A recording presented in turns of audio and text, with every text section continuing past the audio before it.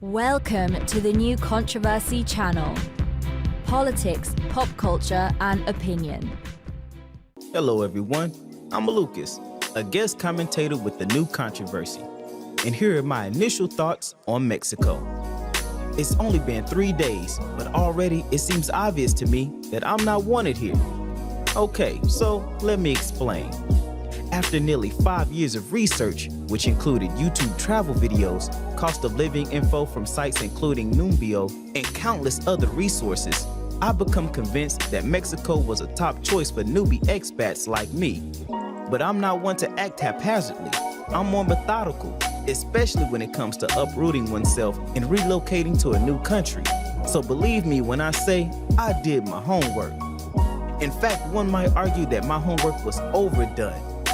I had all the information necessary to begin a new life. Apart from fluency in the language, I was quite prepared for life in Mexico.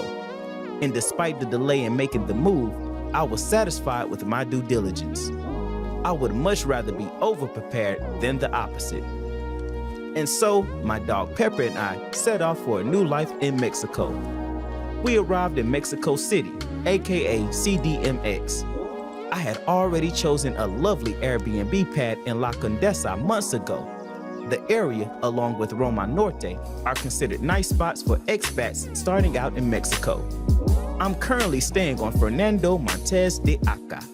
I absolutely love the neighborhood, so peaceful and lots of greenery. But my opinion may be slightly biased as someone coming from a decrepit urban environment like New Orleans.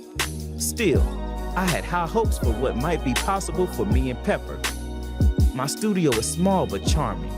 There's a private balcony where I'm currently typing this editorial, and I couldn't be more happy with my hostess.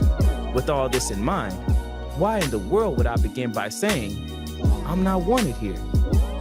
Well, I believe it's due to my race. Now don't get it twisted. I'm not one to drop the race card. I've traveled the world and have experienced far more than your average American. I've dated women who are Filipino, German, Polish, Australian, French, and Swiss. A person's nationality means very little to me. In Southern California, where I've spent the bulk of my life, I've worked with, hung out with, and even lived with Mexicans. Last year, I spent Christmas and New Year's with friends at their home in Chihuahua, Mexico. So I can say with confidence that I know more than most about Mexican culture. So why do I mention race as a reason for concern? Let's put it this way. If you're the only black person at a taco stand, shopping at a grocery store, or dining at a restaurant, and the employees are hesitant to serve you, then yes, I think this is a cause for concern. Mind you, I've viewed hundreds of hours of YouTubers who sang praises of the customer service they received. I've personally seen Americans who were not only provided quality service, but were also offered extras for no reason at all. Many of these YouTubers were here in La Condesa. I've walked the exact same streets and visited the exact same venues they recommended.